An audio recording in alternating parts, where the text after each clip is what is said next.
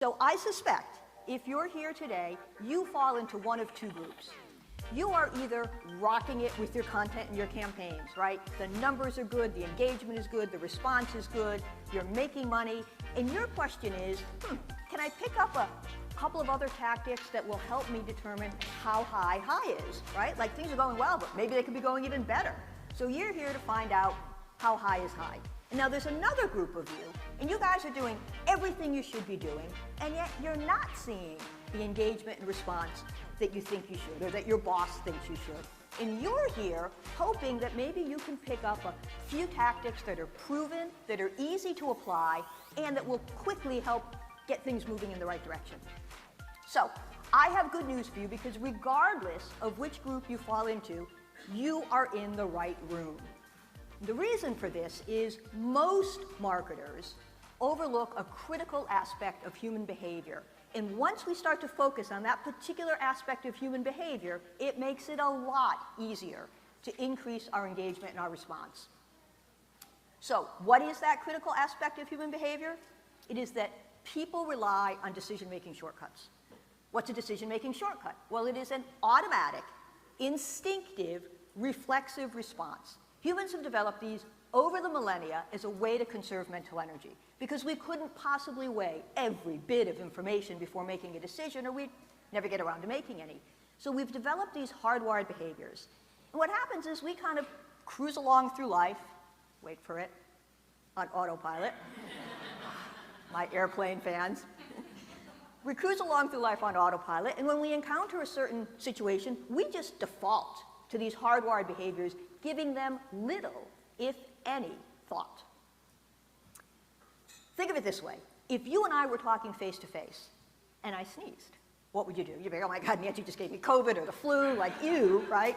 But let's pretend it's not COVID season or flu season. If we were talking face to face and I sneezed, what would you do? You'd automatically say, bless you, or gesundheit, right? You wouldn't think about it. You wouldn't go, oh wow, Nancy just sneezed. I wonder what I should do. Should I say something? Should I not say something? I think I'll say something. What should I say? No, you wouldn't be analyzing it. You would just respond automatically, instinctively, reflexively. Behavioral scientists have identified hundreds of these automatic responses that people have, and some of them influence what we read, who we trust, and when we buy. And that is why they're so important to us as marketers. So what I would like to do today is I would like to share with you 10 ways that you can easily trigger some of these automatic behaviors, 10 ways that you can prompt people to engage with and respond to your content. Does this sound good? Good, because Content Marketing World makes us submit our proposals ahead of time, and that is what I have. Good. So, all right, we're on the right page. All right, so let's get started. Customer behavior trigger number one is something called the endowment effect. And this is a term that was coined by Richard Thaler. He recently won the Nobel Prize just a few years ago. That's him holding it right there. And here's what Thaler found. He found that if there's something that we want to acquire, well, obviously we value it. That's why we want to acquire it. But once it becomes ours, we value it even more. We place even more value on it. It's why if I were going to sell my house, I'd call up a real estate agent and say, I want to sell my house. Real estate agent would say, okay, Nancy, let me run the comps, and I'll tell you what we should put your house on the market for based on what similar houses are selling for. I'd say, great. She'd say, fine, I'll call you back in a few minutes. She'd call me back in a few minutes. She'd say, Nancy, we're going to put your house on the market for X. And I would say, X? Oh, no, it should be higher. It should be more, right? Why? Because it's my house. I overvalue it. And that's the thing about the endowment effect. We place greater value on things that we think of as ours. So how do we use that in our marketing? Well, here's a company called Lot 18, and they sell wine. They want me to buy a bottle of wine by 11:59 tomorrow. I'll be honest with you, not a heavy lift for me, okay? Happy to buy a bottle of wine.